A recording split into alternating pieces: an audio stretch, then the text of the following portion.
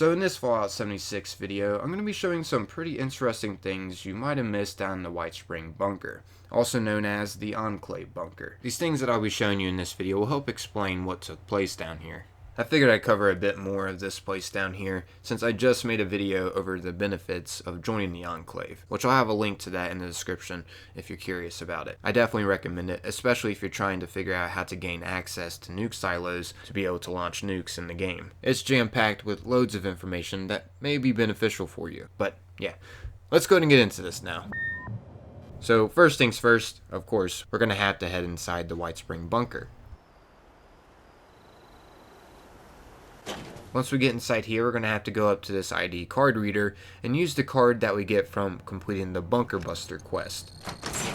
Which, in case you don't know how to start or get through that quest, I actually show how to get through it in the video that I mentioned before over the benefits of joining the Enclave. But yeah, once we're in here, we're just going to want to go and open up the vault. And this first thing that I'm going to be showing you in this video is super easy to pass up. But it's definitely worth to know about because it does a great job at explaining what actually happened down here. So yeah, when we first enter inside this Enclave vault, there's a robot head that we can repair, specifically an Assaultron head. It's located right down here in this rubble next to these containers. As you can see, there's a damaged Assaultron head that we can investigate. And when we go to investigate it, this message here will pop up stating, "This Assaultron head appears to be largely intact. You might be able to get it operational again." And as long as we have intelligence 7 and higher, we can choose to reactivate the Assaultron. So yeah, let's go ahead and check out what happens when we do that. Initiating final playback. Engage. That's the last of them. Entrance is clear, General. Modus, have the rest of these things stand down. The General's placed Eckhart under arrest. It's over. General Santiago is dead, Major.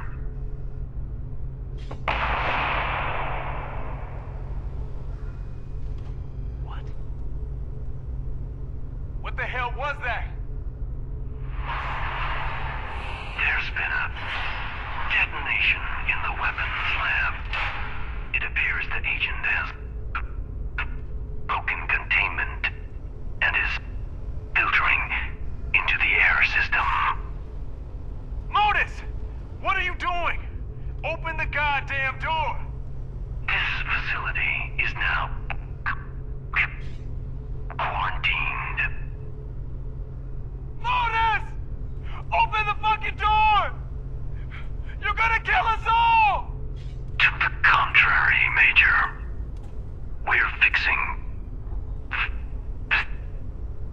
the problem. So as you heard there, Thomas Eckhart was being placed under arrest from some people within this facility, which I'll get more into those people that were placing him under arrest later in this video. In case you don't know who Eckhart is, he was the last United States Secretary of Agriculture before the Great War happened in the Fallout series. And then later, once he survived the bombs by being down here in this Whitespring bunker, he eventually became the leader of the little enclave that was down here when the Secretary of the Treasury died due to radiation sickness. And then later he got self-promoted to the President of the United States. And how he did that was by figuring out, thanks to his Enclave scouts, how the election system could be hacked. I don't even know where to begin with the crimes he was being arrested for. This dude chain reacted all kinds of chaos. His main goal was to nuke China for revenge. However, the nukes were in cold shutdown mode at DEFCON level 5, meaning there wasn't a high enough threat level to use them. So he decided to trick the nuke alert system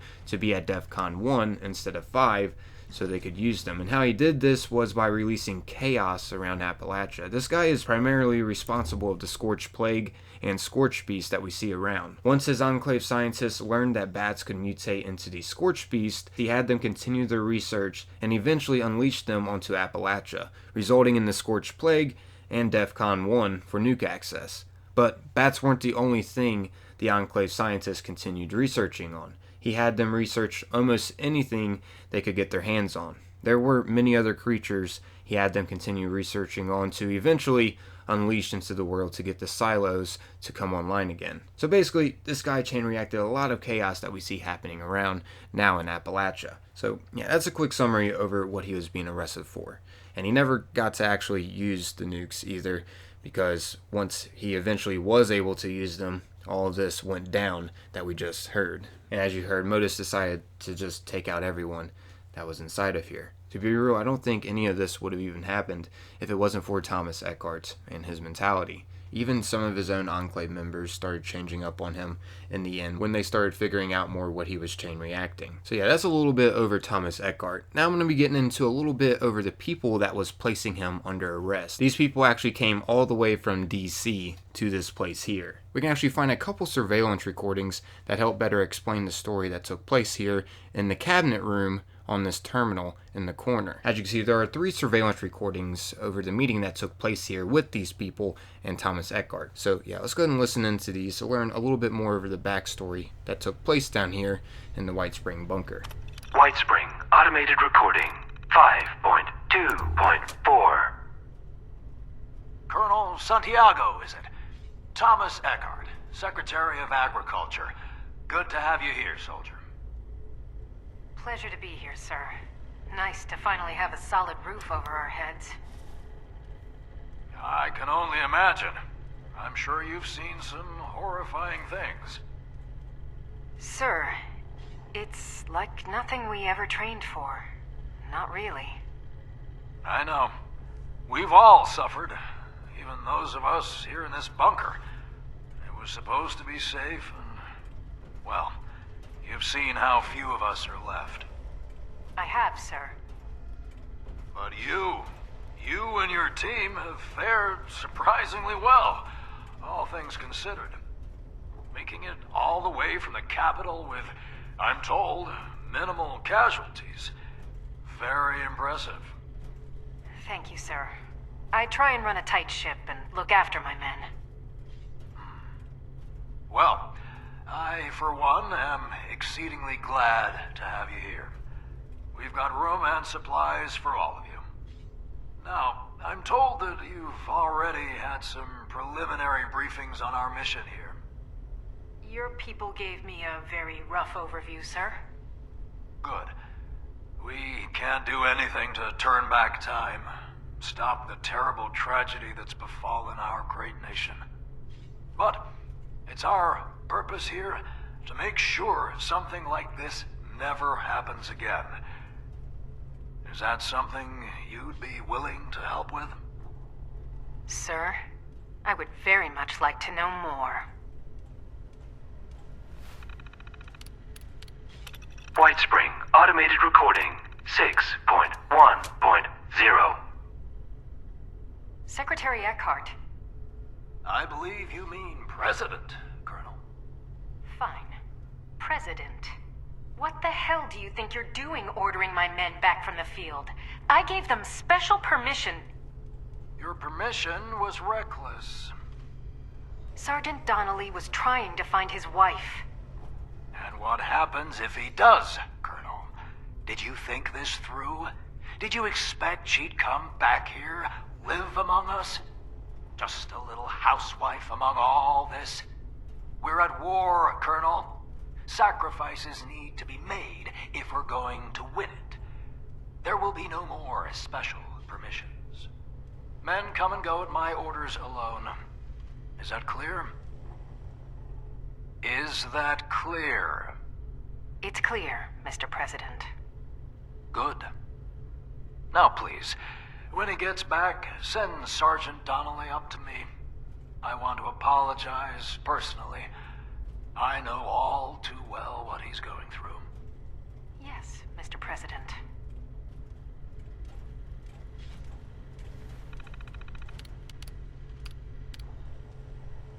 Whitespring, automated recording, 6.9.7. No, Mr. President. I don't agree and I won't support it. General Santiago, may I remind you... You know, I'm real sick of you calling me that. Why? You earned it. You're the highest-ranking military officer here. Maybe in the nation. It was given to me by a machine. And you still received every bit of power that came with it. And now, it's time to put that power to use. Because that's our mission. Releasing Chinese robots and super mutants and whatever monsters your people have cooked up on the populace at large has never been the mission. I want to do this as little as you, Ellen. But we've tried half measures. If we're going to overcome DEF CON, we need to be committed. No! This is too far, Thomas. I thought I could ignore all the blood you've shed. The Congress people, Blackwell, your fellow Enclave members. I've heard the recordings, and I stayed, because I thought I wanted revenge against the Reds that badly. But not this badly. And I assure you, my men don't either. None of us are going to be a party to this. I'm exceedingly disappointed to hear it, General. What the hell?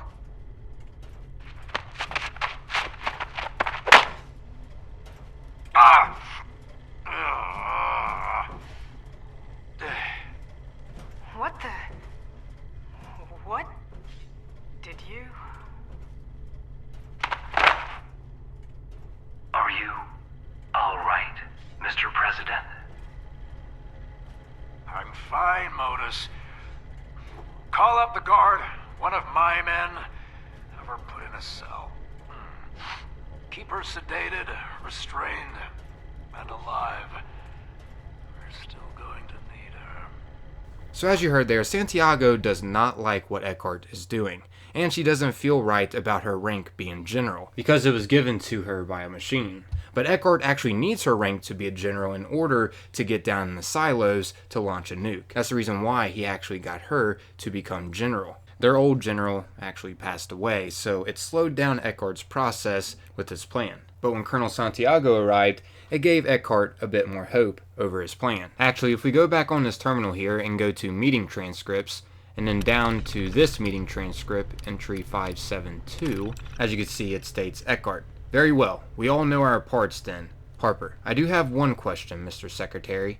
Eckhart, and that is? Harper, correct me if I'm wrong, but the automated silos, they require a general of appropriate rank be present. Just a general. Presidential authorization is not required. And like I mentioned before, Eckhart eventually became the president. As you heard Santiago at first calling him secretary, and he was calling her colonel. And eventually she became a general, and he became the president. And he seems to be fond of his rank, but Santiago doesn't. She doesn't feel like she's earned her rank because of the process that they chose to do to give themselves the ranks that they have. It was just given to them by a machine that they had reprogrammed. Anyways, now for this next terminal that I'll be showing y'all that has another surveillance recording that we can listen into, we'll explain why this military group even decided to come to the Whitespring bunker. This recording can be found on the cafe terminal here. Listen into this.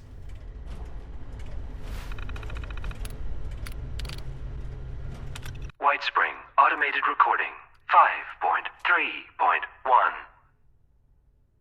So, you made it all the way from the capital. How'd it look? You ever been deployed, Mr... Gray. Not exactly. Did a couple visits overseas, Asia mostly. You like talking about him? No. That's what it was like. Better left unsaid. Couldn't have been that bad. They say you only lost 5 men? Pretty incredible. Considering how bad it is in the capital, so you say. What exactly are you implying? Remind me again why a group of soldiers from D.C. decided to come all the way out to Appalachia? Didn't you have orders? We came out here because one of my men heard a rumor this place existed. Because our families were scattered to the winds or dead. Because the White House was hit with a thermonuclear weapon, and the only place we thought the government could have possibly survived the horrors we saw was right here. And we were right. We've seen hell, Mr. Gray. We're here to make sure the Reds get it worse. So yeah, they came out here because of a rumor that they heard of this place existing.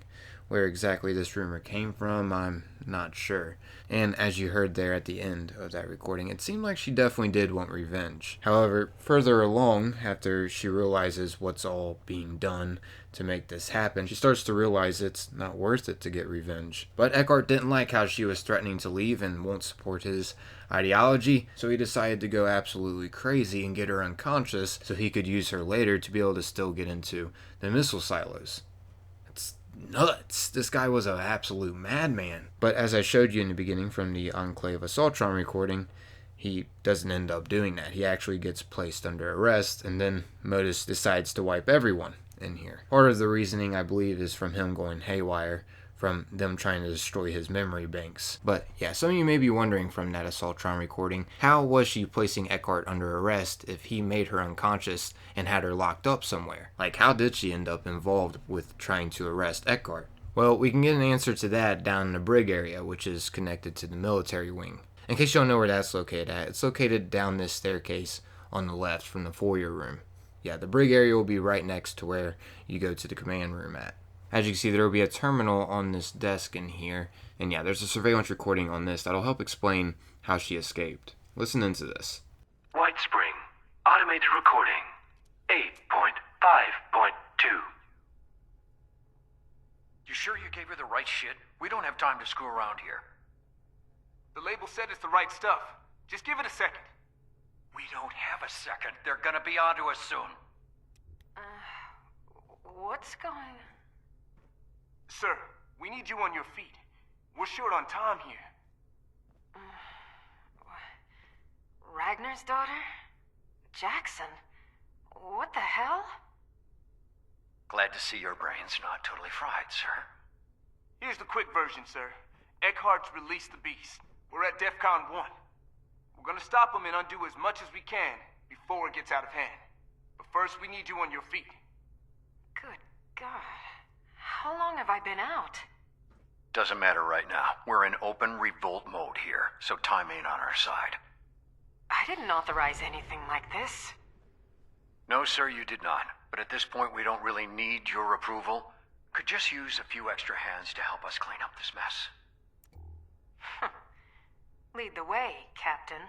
So as you heard, Captain Jackson and Major Ragnarsdottir got her out of the situation that she was in. They got her out of her cell and had some kind of medicine to help her regain consciousness. As you can see, she was kept in this coma until June 2086. She actually became unconscious back in July 2084. So she was down here for 2 years. Anyways, as you can see, it goes on and says, with nobody to oppose him, Eckhart unleashed the Scorchbeast on Appalachia, with the terror and destruction brought down by them successfully raising the alert level to DEFCON 1. Dismayed and demoralized by the brazen disregard for American life, Santiago's loyalists and members of Eckhart's officer corps staged an open revolt, as we just heard with the recording. So his members were now turning on him, fighting off robots and some of Eckhart's troops that were left. Jackson and one-time Eckhart supporter Major Ragnarsdottir revived Santiago, who gladly assumed leadership of the uprising.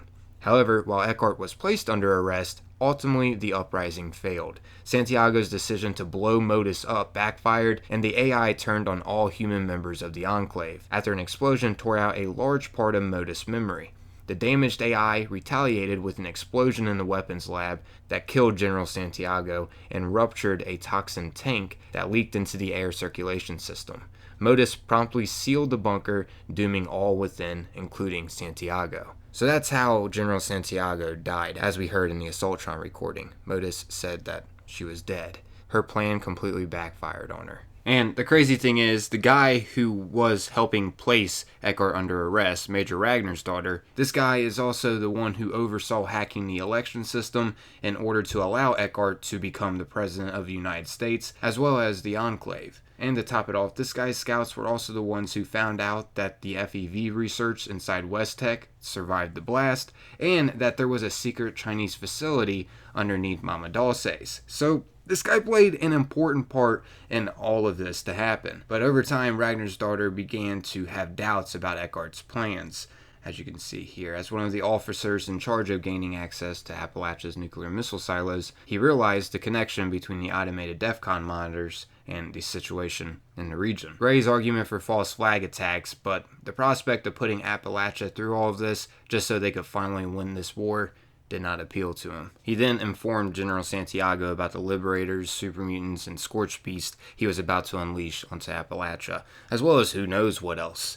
So yeah, once she got that news, she then went to confront Eckhart and tell him that, she's not going to support his plan, and that's when he snapped on her and drugged her, and then kept her in an artificially induced coma until he had need of her, because she was General. He needed her to gain access to the missile silos. But yeah, as we know, he eventually got stopped. But what an absolute madman. This guy was, insane. Anyways, Ragnarsdottir eventually discovered what he did to General Santiago, so he began gathering soldiers loyal to him to plot an attack in the future. In 2086, they decided to make their move and were able to successfully revive General Santiago and attempted to arrest Eckhart. But as we know, though, from the Assaultron recording, in the end, the plan didn't go their way. And we can find this information over Major Ragnarsdottir's thoughts up in the armory area that's connected to the command center. So yeah, it's not too far whatsoever from the brig area that we were just at. Keep in mind though, to gain access up here, you're going to have to complete the Officer on Deck Enclave quest, which I show how to get through that in the video that I provided in the description that I was talking about earlier. But yeah, we can find the log on this archival terminal up here in the armory. If we go to Data Archives and then to Ellen Santiago, as you can see, it reads from Ragnarsdottir, General, figuring out this code for Eckhart, the president, still weird to type, it's got a couple of steps to it. I've broken down what we know and what we need to know below. Any questions? You know where I sleep. Ragnarsdottir. So, yeah, as you can see, that's him talking to Santiago. And if we go down to tricking DEFCON, he says this. This is the tricky one. We've got a nuclear key card. 1. So if something goes wrong during the launch, fat finger, you sneeze, whatever, we are up a bad creek. And no one has been able to get a bead on a keycard convoy for a while now. But Jackson's been going through the documentation, and he believes he's parsed out what's happening. The specifics get pretty technical. The man ended up burning through 3 sticks of chalk trying to explain it to me. But the abridged version is that the system tasked with watching over the region doesn't think things are bad enough around here to warrant the convoys. This also explains why all the DEFCON signage in the bunker has been slipping downwards.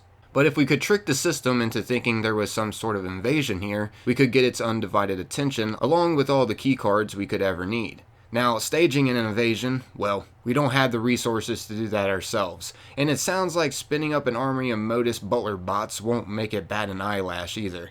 But Gray, sick puppy that he is, had an idea. If we could get the Chinese robot factory at Mama Dulce's back up and running, we might be able to make the system think the region's under attack. It might make things dicey for folks outside the bunker, but it'd be a big step in getting us to launch. Now I'm sure you're thinking the same thing as I am as I type this. Is a group of belligerent spy bots running around going to be enough? And if it's not, what is the president willing to resort to in order to guarantee the success of the launch?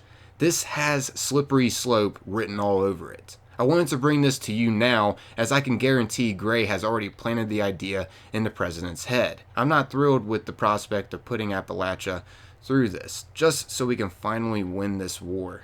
But if we can do this in a managed way, this might be our best way forward. So yeah, this is where he's informing General Santiago about what's going down. And he's not thrilled about doing this. And just imagine, if he's already not thrilled with Agent Gray's idea with the Chinese robot facility that's underneath Mama Dulce's food processing plant, imagine when he figures out everything else that's about to be unleashed onto Appalachia, such as the Super Mutants and Scorchbeast. Yeah, he's definitely not going to go along with that, if he's already not really wanting to do this. As we learned, eventually he tried to stop Eckhart and have him arrested. But yeah, speaking of the invasion plan for DEFCON 1, real quick here, before I completely wrap up this video, I wanted to show you the recording over Eckhart first learning about the Scorchbeast. We can find this one on a terminal in the genetics lab, which that is connected to the science wing here. Once in here, the terminal that we need to get on will be located right over here. But yeah, listen into this one. Whitespring, automated recording, 5.4.8.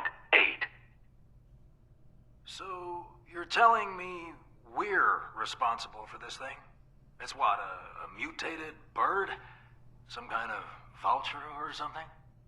Mr. Secretary, based on the physiology, we're assuming something originating from the Chiroptera order before undergoing changes. Bats, sir. But it's not just a result of radiation, sir. The specimen was inadvertently exposed to our biochemical test last year. Considered a failure at the time. How dangerous is it? We're still establishing that, sir. Its mere presence seems to contaminate the immediate surroundings with a... Can we make more? Sir? Can we reproduce this? For the purpose of additional study? With all due respect, sir, this potentially represents a grave threat to the personnel on site. And I'm not sure if this is... I'm not asking for concerns. I want results. Do whatever you have to do. Keep this thing, study it, and report all your findings directly to me. Are we clear? And keep it off-site. Where you found it, preferably. One of those old AMS mining complexes, yes? Yes, sir. And for now, let's not burden any of the officer corps with worrying about this. Understood? So yeah, once he learned about the Scorchbeast, he wanted to see if it could be reproduced, and he also wanted the whole thing to be kept a secret as well. And, well, eventually he figured out they could. That's how he got to DEFCON 1, by unleashing these beasts around. And that's what caused the Scorched Plague, too. Even though a lot of the Enclave scientists didn't want to continue research on these Scorched beasts. Actually, there's some information that we can find down here that goes over how an Enclave scientist wanted to abandon the project. He was talking to another Enclave scientist about not wanting to do this anymore. So yeah, it's pretty interesting. There's some more lore that we can discover down here as well. That gets a bit more into detail over, the backstory that took place down here. But overall, I feel like I showed enough in this video to give a decent summary over what took place here. And oh look, this is actually the destruction from the explosions that we heard going off from that Assaultron recording that we heard in the very beginning.